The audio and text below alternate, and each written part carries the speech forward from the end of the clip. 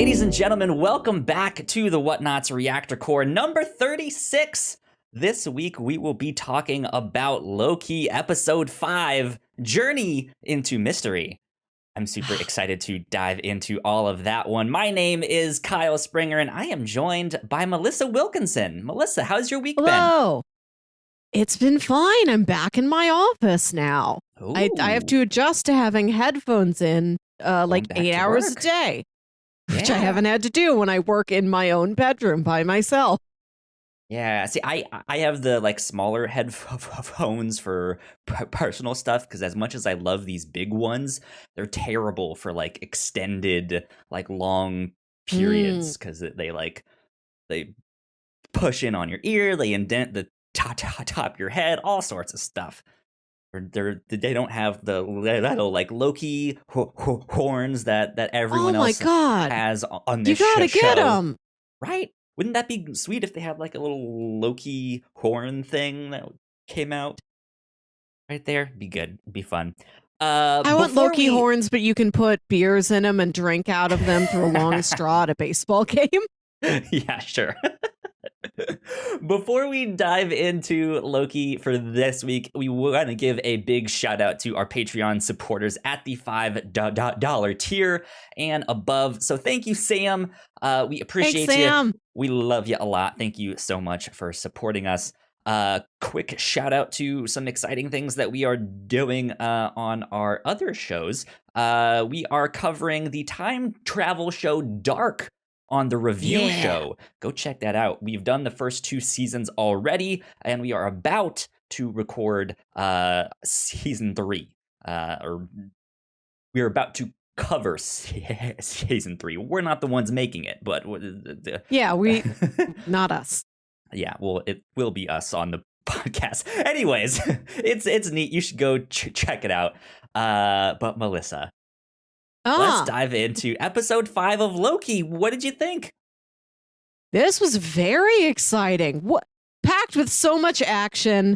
Didn't know at the beginning of the episode that it was going to... Like, this was episode 5. You know, it's the penultimate one. Next week is the finale. This felt like it could have been the finale in terms of how big and dazzling that final phase was.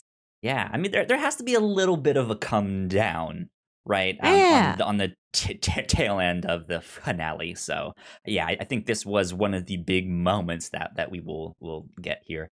But yeah, I absolutely adored this one. I thought it was a lot of fun. Initially I don't think this was my favorite one, but God, there's so much stuff in this that I'm just like, this was perfect. This was great. I love this. There's so many Easter eggs, and there's so much. But this is the Polybius one. Oh yes, yeah, we got to see. Not mentioned, Polybius. Not pointed out. You just see it back there, which is plenty for time. Me. Yeah. So yeah, there's lots of action. There's some good comedy. There's just good Loki vibes all around. It was wonderful. Some good character moments and stuff like that. But yeah, so let's dive in. So I think the first big thing that we find out is that this place that Loki woke up in after he got pruned is actually the end of time. It is like the farthest you can possibly go in the future. And this is kind of where all the TVA have been just tossing their junk. They've just been like, well, we'll just deal with that down the road. Because they did do this weird thing of that, like, well, time is still being written, so it's still continuing. But, like, there has to be a point where they started to put stuff back there. And then time just kept going. So there's this big, long chunk of just like, well, we started throwing our trash back there. So it just exists. All our trash, broken world monuments, weird blue partridge birds, several Lokis, all sorts of stuff. But yeah, so I think this was an interesting revelation. What did you think of this? And that this is kind of the answer that the TVA had for all of their problems. I dig it. It reminds me of the Douglas Adams book, The Restaurant at the End of the Universe, Interesting. which Not is where familiar you with go to wine and dine and like see the universe explodes, but like it keeps looping. I don't know. I haven't read that since I was in like middle school, but it reminded me of that. Oh, this feels like it fits right in with a lot of sci-fi history to just be a pile of trash thrown in at the end of the universe because the universe isn't done ending yet. That ending's not really the ending, so nobody's looking at it. Exactly. Yeah. Yeah, I enjoyed this a lot. Like we said, there was a bunch of Easter eggs there, and it was just like, ooh, look at that. Ooh, look at this thing. Look at that thing. The one thing that I was not super familiar with that a lot of people are freaking out is the Thanos copter. I did not know this was a thing until I started looking things up online. This feels vaguely familiar to me. I mean, there's a lot of comic book characters that have like special vehicles from the Batmobile. Spider-Man had the spider buggy. It was a terrible looking car, but I had no idea that Thanos had a helicopter. I'm looking at it now. I think the Thanos copter. I think I've seen this before. It is not remotely themed to Thanos at all. It's like he bought a helicopter just off a shelf at the helicopter supply store. Right, and then wrote his name in big sans serif letters on the side of it. It's not even a personally designed logo. It is a yellow helicopter that has like a Dharma Initiative product label. It just says Thanos on the side of it. Yeah. Yeah. So that was in there. We also got to see Mjolnir. You mentioned Polybius. We got to see that. We got to see a bunch of Lokis. We got to see, as we saw last one, classic Loki, kid Loki. Here we saw President Loki. And Alligator Loki is actually a Loki, which was a neat one. I love that. I love when like our Loki asks about it, and classic Loki's like, "Well, he's green, isn't he? Of course, he's one of us." Just like, duh. But I like how never seen another alligator before. Much like Casey, never seen a fish. Yeah, and I like how when he bites off President Loki's hands, like I love that would be like the start of a lifelong rivalry, like Captain Hook and the alligator, right? He just has this thing of like, that's the one that bit my hand off, right? Oh my god. I was so happy that this episode included like a hand just getting bitten clean off. What a goofy thing to have. And it's an all Loki fight scene. Amazing. Yeah! That was, I think, one of my favorite things of just like, let's just have this big chaotic fight scene where you can't even really tell what's happening or who's fighting who. It's just pure chaos.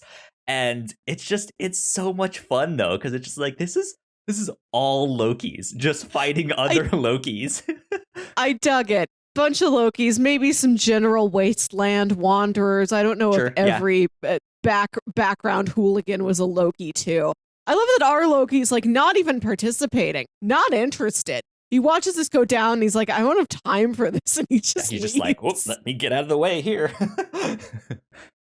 Yeah, so that I thought was a lot of fun. We did 2 more Easter eggs that I will mention. Okay. We got to see Throg.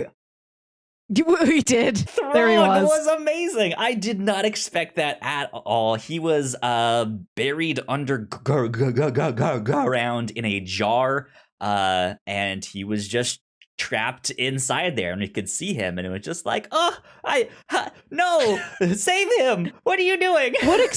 What excited me the most about that is that it's one of those visual gags where you like pass through vertically and like you see like what's underground when you're going from one level to another. And we had that same gag in one of the animated openings for like episode 2 of WandaVision or something like that, which I think had like another Easter egg in it. Like that's the helmet of Death, the Grim Reaper, some Marvel character I'm not really familiar with. But I'm like, what a weirdly specific gag for both of these shows to use. I liked that. It felt like a nice unifying element from WandaVision to this. There you go. Good indeed. But yeah, that's fun. If you guys did not know, there are some issues of, well, I'm not sure if Thor gets turned into the frog, or it's just like an alternate reality that this frog is worthy or something. I don't know. I don't know. Yeah, there is a version of Thor that is a frog. So that's pretty exciting stuff with that. Last but not least, Melissa, I am officially announcing that I am on the Kang gang. I think I'm sold. Like, yeah. I've wanted it to be him for a while. Like, you thought, like, oh, there's some Easter eggs here, but it's one of those things that you never really know. I've dreamed of Kang. It could be this guy, could be that guy, could be this. They've now given us so many connections to Kang. The first one that I want to mention, besides Renslayer being Kang's love interest, is that what we thought was Avengers Tower or Stark Tower is actually Kang Tower, spelled Qeng.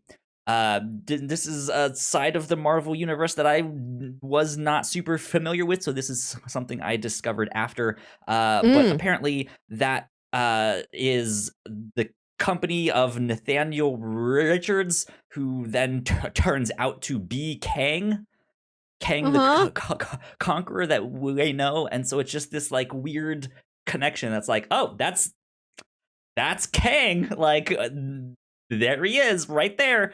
So that was an interesting one that I was just like, huh, that's like that they're basically saying his name without really saying it right there. So that was a big one. But then there's this big monster that's at the end of time. How do you even say it? It's like Goliath, but with an A. It was like a Goliath or something. Goliath. Yeah, I didn't have captions on. I didn't catch it. Yeah.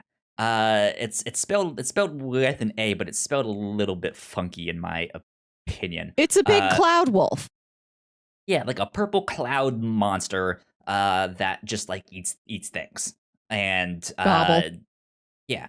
And that so apparently that is also a big reference to Kang. That character in the comics is basically his rival. He has a like neighboring kingdom like right next to Kang in time and all of this stuff, so they butt heads a lot. So yeah, it's like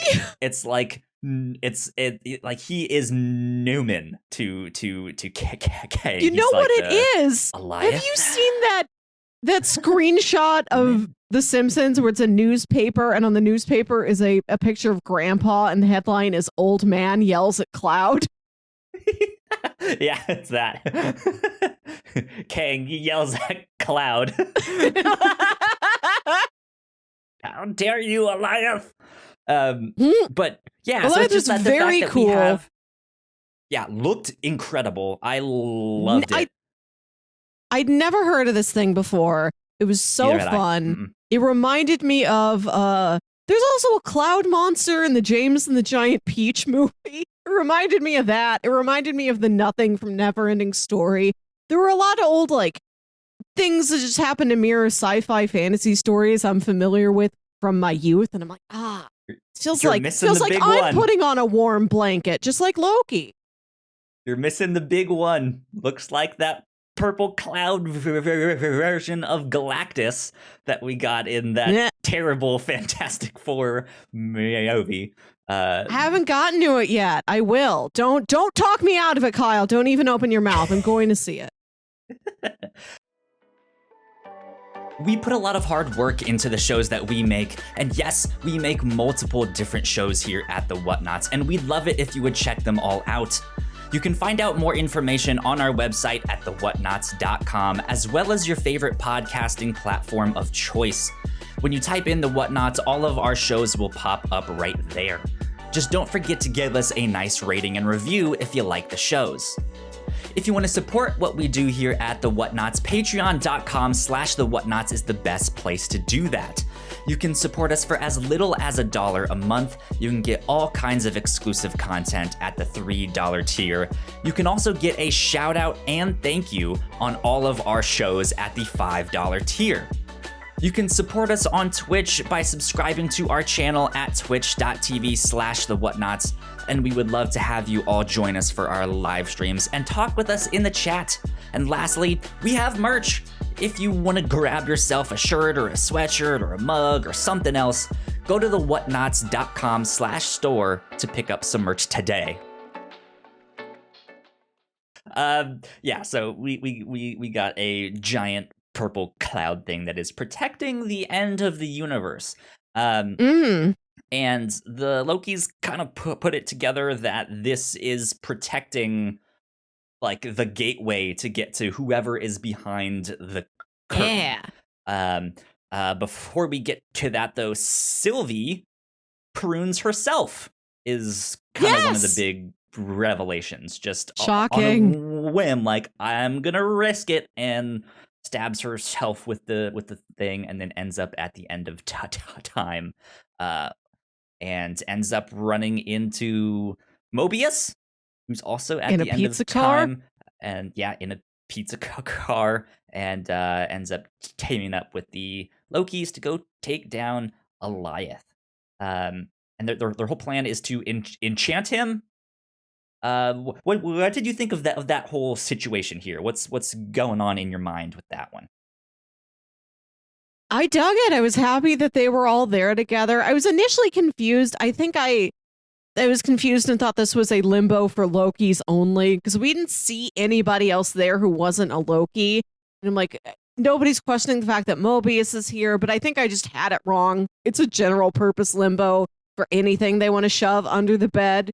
It's just mostly they've been doing that to Lokis. Yep, seems to be the case. Case indeed. Yeah, I like that him and Sylvie were allies in that journey. I loved the eventual plan at the end. I like that Loki's like, I don't know if that's something I can manage, and Sylvie's like, well, if I can do it, you can probably do it. Here, let's hold hands for strength. We're going to enchant this big cloud. Meanwhile, classic Loki's just going to summon an Asgard for the cloud to go bite. Wow, that moment was incredible. Glorious. True glorious purpose. Glorious purpose is exactly what it was. And the music, I love that the music was a take on like Ride of the Valkyries. Indeed. They're trying to distract this big cloud monster, and Loki, that we know is not doing a good enough job with his like flaming little dagger. He's like, over here, hey. We got to talk about Kid Loki too, because I love that he is the boss of this gang, because he was the only one to actually kill his Thor, as far as we know. And we don't know how many centuries he's lived, out here in his realm. But he looks like he's like, in ninth grade. And he's like, yeah, I killed Thor. Now I'm king of this bowling alley. Richard E. Grant does what I tell him to do.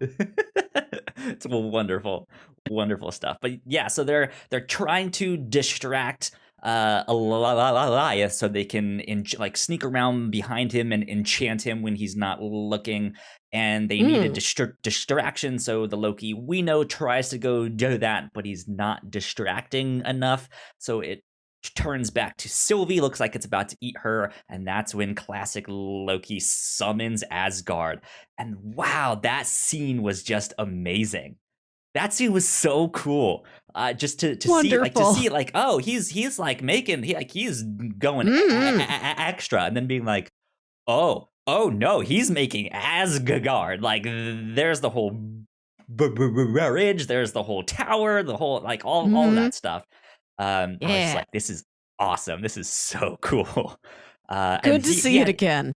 Yeah, and for as cheesy as his costume is, great acting. Like Yeah. I want more of that character now, even though Yeah, he I was a little kind of bummed that bites the he's dust at the end there, but like, yeah. man, And like I want more of braggadocious him. Loki is like out of this episode so quickly. I didn't get enough of any of them. I hope we can Yeah, see these characters again in some form. I love classic Loki's backstory that he lived basically the same life as Prime Loki, the Loki we've known throughout most of these movies. He lived his same life up into that confrontation with Thanos, and he makes it look like he's dead, and then he transforms himself into a piece of debris. We don't know debris of what kind, if he's just like a rock Yeah. or something, just a chunk of spaceship, and he just floats. He just floats through space until he lands on a planet by himself, and he's like, I guess I'll live here. Nobody likes me, and I don't like anyone. it's a very woe is me story, but then immediately I was like, oh, that's it. That's what he does. Because if we have to kind of be like, hey, at the end of this, he's just gonna poof back to where he was at the end of Avengers 1, right? But now he has all of this knowledge and stuff of all this stuff, so he now knows that tactic, right? Yeah. So now it kind of like recolors the whole Endgame thing of maybe there's a slight chance that he faked it. Maybe, we don't know. But yeah, that's exciting to think about. There is talk about Loki getting a season 2. It's not confirmed. I think okay, I but thought maybe it was.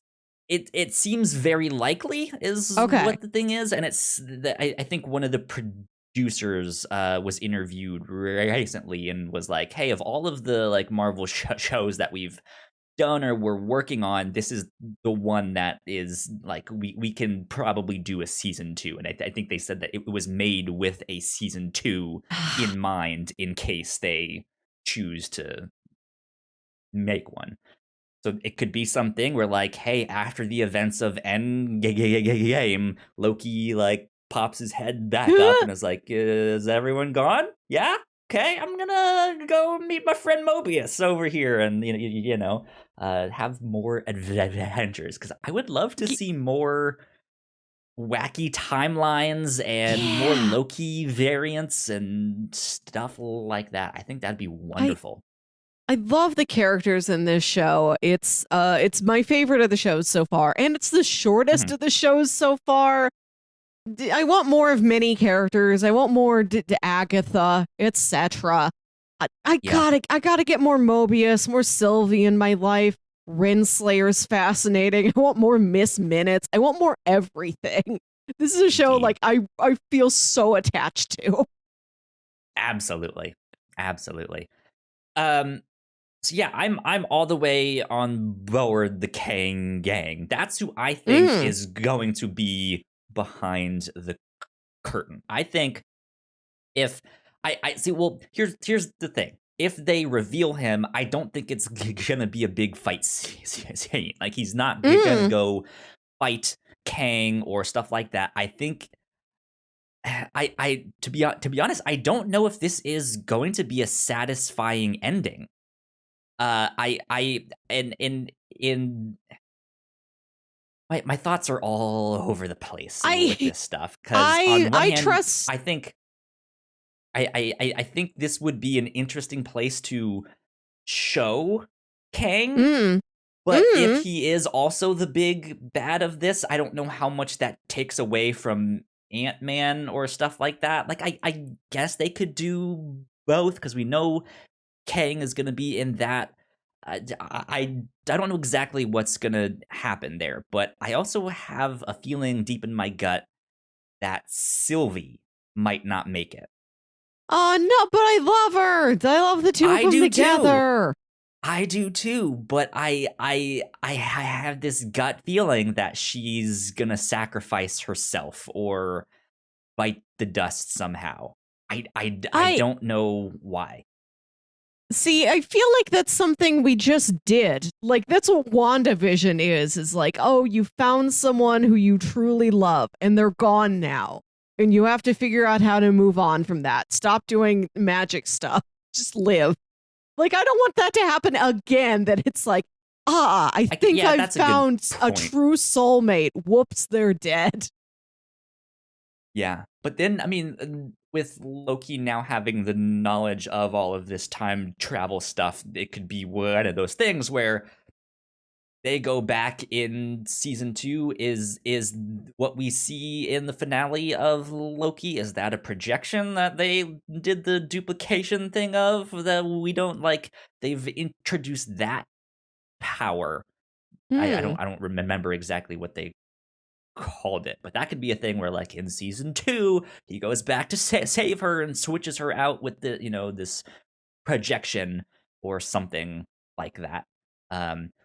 Who knows? But I think they have a cool opportunity to introduce a new big bad in these shows and give these shows a little bit more weight, but still have it be like that first appearance of Thanos, right? Where it's like he said like one thing, and that was it. Like I'm not sure, but like that wouldn't really be satisfying if he just like snaps his fingers and poof, you go back to your timeline and I'll reset this whole thing. Like, I don't know, like but I still think it's gonna be Kang. I don't know why, but I'm on it. Yeah, I understand. I think Kang could use with a tease before he is fully introduced in Quantum Mania. I was listening to the new Rockstar's reaction, and I think it was Mastertainment had a good point. If he is Kang the Conqueror, if you've announced we have this character named Kang the Conqueror, there has to have been something that he has conquered. Like, this guy has to come into Quantum Mania with some sort of an existing reputation, some sort of a history, and maybe we'll get like the first hints of that here. Yeah, potentially. Indeed. We got to circle back to Renslayer. Yeah. I don't know how I felt about her in this one. This is one of the ones that I was just like, huh. I don't know if I agree with what they did with her or what she says she's up to in this one.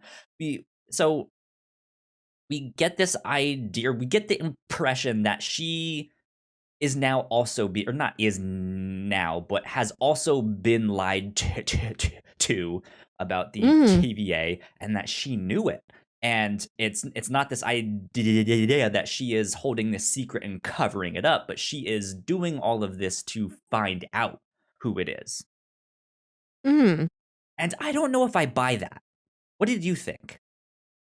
It seems like she was aware that everybody is a variant. But when she tells Sylvie that she didn't know that the timekeepers were androids, that might be genuine, or it might be a very good lie. I think both are interesting.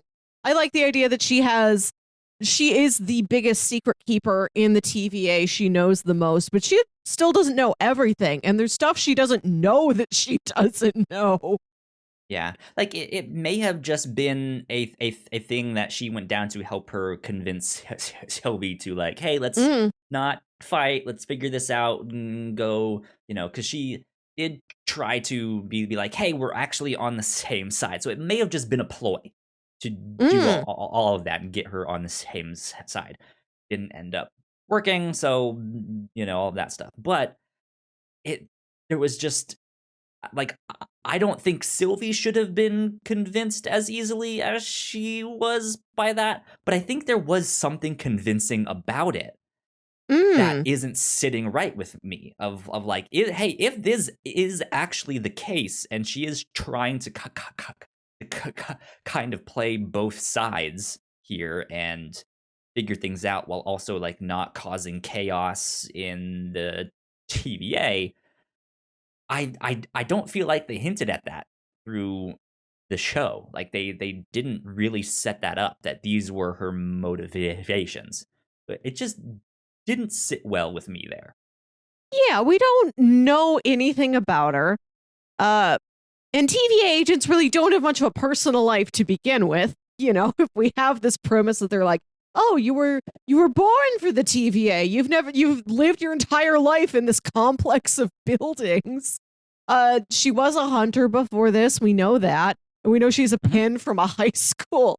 We know so little about her. I haven't felt like I've had enough evidence to like guess at motivations yet. We've had no clue on, well, we know above her is the timekeepers, at least, you know, that's the story that's told. But what are the steps in between? Like, does she have a human boss that she answers to? What's the rest of that chain of command? Does it just skip from timekeepers to her? Who is the last person in her role before she got there? Is there just been like this secret that's been passed along from person to person and she's like, I just have to keep upholding this? That's what they told me I had to do. I trust them. Yeah. Yeah, it's I'm interested to see what they do with her in this last one. Like I'm genuinely excited to watch the finale of this next week and to just know.